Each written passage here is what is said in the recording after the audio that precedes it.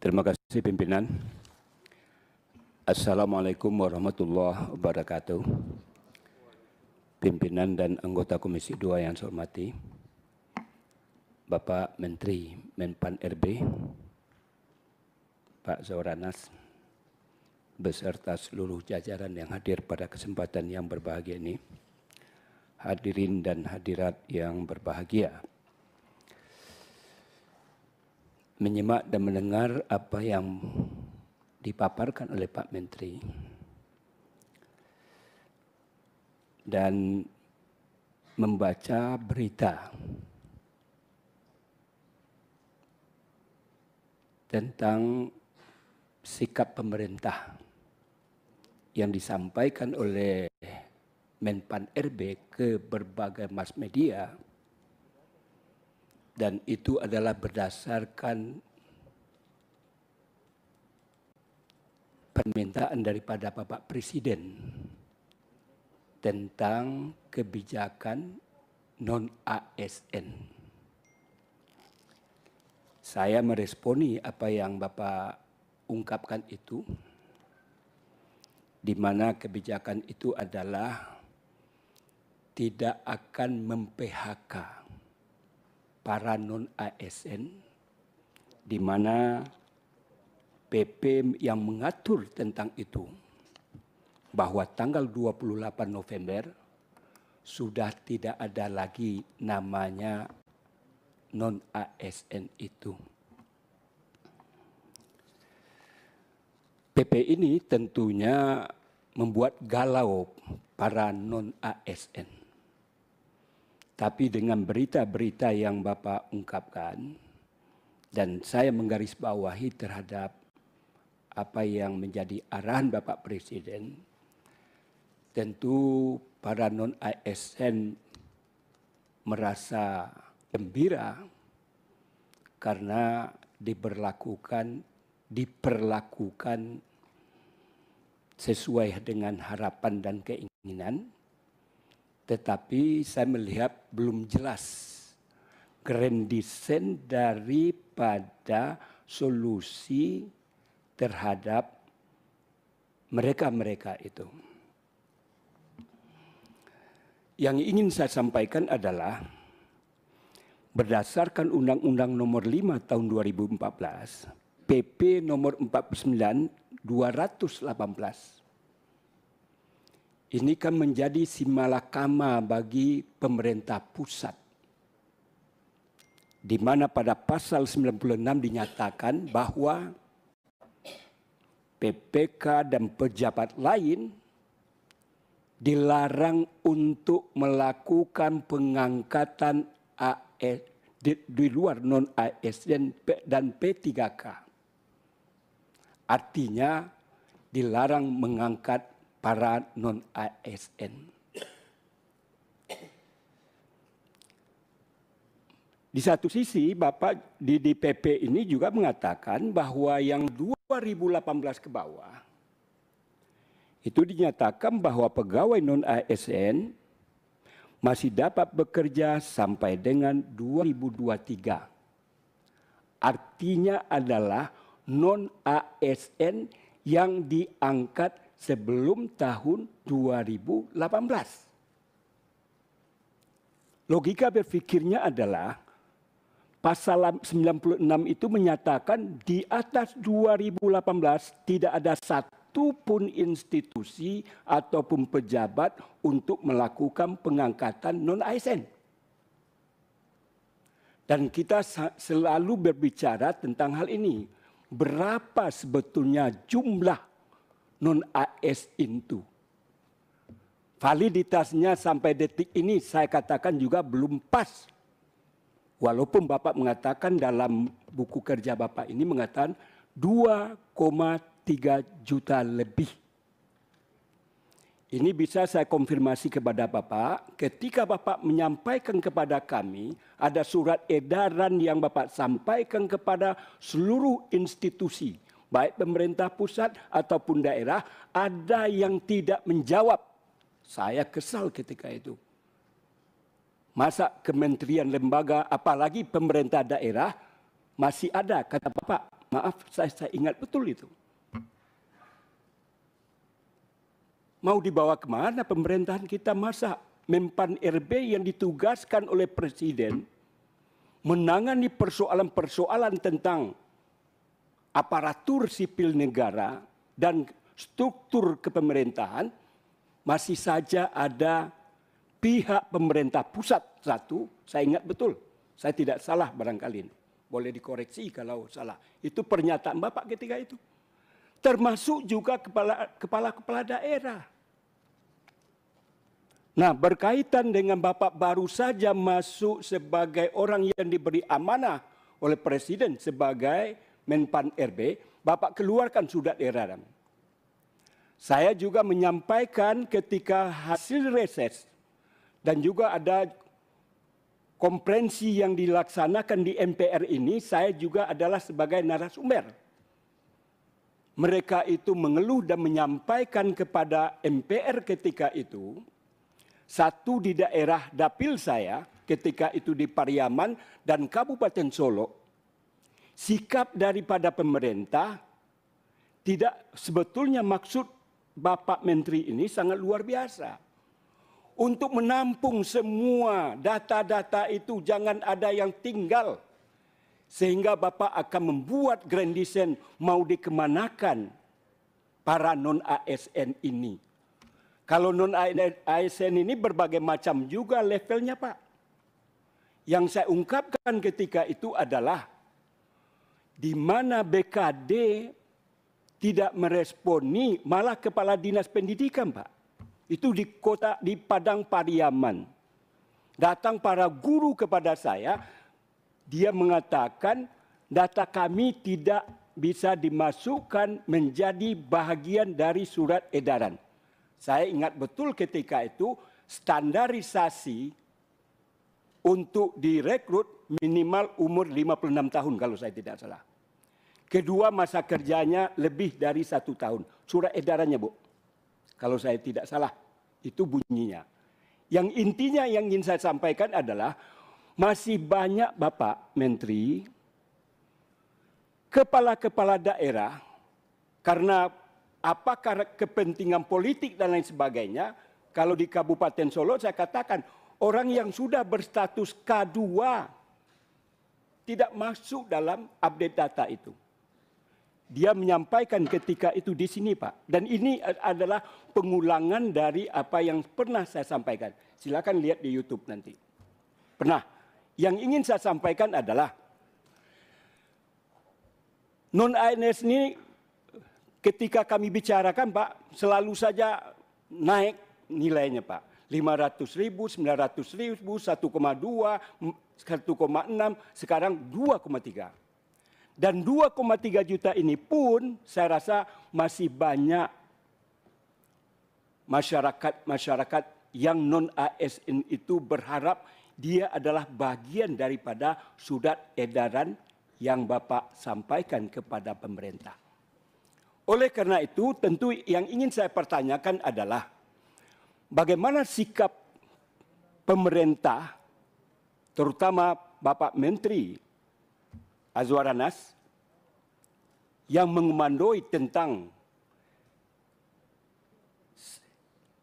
persoalan-persoalan tentang non-ASN ini terhadap mereka yang dalam tanda kutip dizalimi itu. Karena ada BKD nggak mau, nggak usah, dan sebagainya. Banyak alasan, Mbak. Itu salah satu contoh dan banyak lagi. Seperti yang disampaikan, banyak juga yang datang ke sini tentang Satpol PP, pemadam kebakaran, dan lain sebagainya, dan lain sebagainya. Apa upaya yang ingin Bapak lakukan sehingga update data itu betul-betul valid sehingga Bapak dan pemerintah pusat jelas sikapnya bagaimana terhadap persoalan-persoalan itu. Oleh karena itu, kemudian yang kedua adalah bentuk daripada solusi ini bagaimana Pak? Ini yang ditunggu-tunggu. Yang jelas dikatakan bahwa 28 November tidak ada yang dipakai. Syukur Alhamdulillah. Ini kebijakan yang sangat luar biasa dan ini adalah yang ditunggu-tunggu. kalaulah memang ini tidak akan dilakukan PHK dan lain sebagainya, kalimat-kalimat yang tidak akan merugikan para non-ASN, supaya jelas pula masa depan mereka-mereka itu dengan berbagai macam ragam bentuk daripada non-ASN itu, kira-kira solusi yang akan diberikan dan akan dicarikan solusi oleh pemerintah bersama DPR itu, usulan dari Bapak itu kira-kira seperti apa? Ini Zoom Pak, ini didengar oleh semua, ditunggu-tunggu Pak. Kalau Bapak ke sini nih, para non-ASN itu menonton dari Aceh sampai Papua Pak. Karena menyangkut harkat martabat kehidupan mereka masa depan. Tolong juga kebijakan yang transparan, jangan ini hanya angin surga karena kita akan menghadapi pemilu. Jangan begini Pak. Kami profesional dalam menyikapi itu, kalaupun kami ini adalah politisi. Harus jelas mau dibawa kemana para non-ASN sebagaimana yang dijanjikan oleh pemerintah, apalagi apa yang disampaikan oleh Pak Samsuri Rizal tadi. Anggarannya tidak membengkak, kemudian kesejahteraannya tidak diturunkan. Di satu sisi pemasukan kita bagaimana? Ini kan sesuatu yang dilematis. Ini yang perlu saya minta penjelasan dari Pak Menteri. Kemudian saya menggarisbawahi apa yang disampaikan oleh Pak Junimar. Saya ketika itu merasa sudah ada win-win solution tentang DPR, tentang kesekretariatan. Saya barangkali sudah 3,5 tahun dan maaf Pak, sebetulnya saya tidak mau bicara tentang hal ini. Saya bilang sama pimpinan tadi. Tapi lewat lobby-lobby, agaknya apa yang disampaikan oleh DPR belum mendapatkan respon yang positif. Saya perlu juga memberikan gambaran, jangan disamakan DPR ini, lembaga ini dengan kementerian dan lembaga Bapak Ibu, Pak Menteri. Saya 3 periode di DPRD Provinsi, Pak. Pak Menteri pernah jadi bupati. Bahwa seorang sekjen, seorang sekretaris DPR, itu berbeda pelayanannya dibandingkan dengan kementerian dan lembaga, Pak. Bosnya sekjen ini bukan hanya pimpinan DPR. Bosnya DPR, sekjen ini seluruh anggota DPR, Pak. Saya tidak harus melalui ketua untuk berurusan hal-hal yang berkaitan tentang kepentingan pribadi saya dan kawan-kawan, Pak. Kenapa? Karena struktur di kami anggota dewan namanya bukan kepala. Kalau kepala adalah bersifat horizontal dan sifatnya adalah komando dan patuh dan taat apa yang dikatakan oleh kepala. Sedangkan ketua adalah fasilitator, Pak. Mengeluh para sekretariat itu, Pak. Sekretaris DPR, termasuk sekretaris beliau ini. Sekjen kita ini, Pak. Artinya yang ingin saya sampaikan adalah pola perilaku manajemen di pemerintahan ini harusnya tentu harus kita bedakan antara eksekutif, legislatif, yudikatif. Memang jumlahnya 575, tapi ragam kepala dari 575 ini kalau nggak piawai sekjen ini, barangkali sudah stroke beliau ini. Saya kasihan melihat selalu, saya kasihan melihat beliau ini, Pak. Nggak pernah duduk sini nih. Ini karena perintah ketua tadi. Nggak berani juga beliau duduk sini, Pak. Tapi karena ingin bagaimana komunikasi kita harmonis, apa yang disampaikan dan lain sebagainya. Itu salah satu bentuk. Yang kedua, ada kebijakan dari Menpan RB yang dikatakan tadi oleh Pak Junimar. Ada 4 lembaga, Kejaksaan, Mahkamah Agung, BIN, dosen. Tentu kami berharap juga saya ini Pak, kepada Pak Menpan RB, kenapa tidak juga diberlakukan hal yang sama terhadap apa yang menjadi rintihan dari Pak Sekjen kita ini. Oleh karena itu saya minta kepada Pak Sekjen, Pak Menteri Pak Menteri ATR BPN untuk Menpan RB ya. Ini kabar nanti.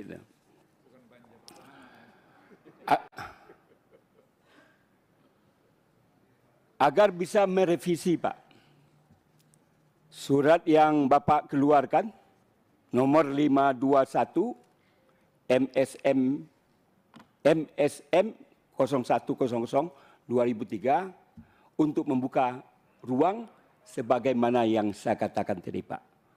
Mudah-mudahan ini jangan menjadi, kalau saya ilustrasikan panjang Pak.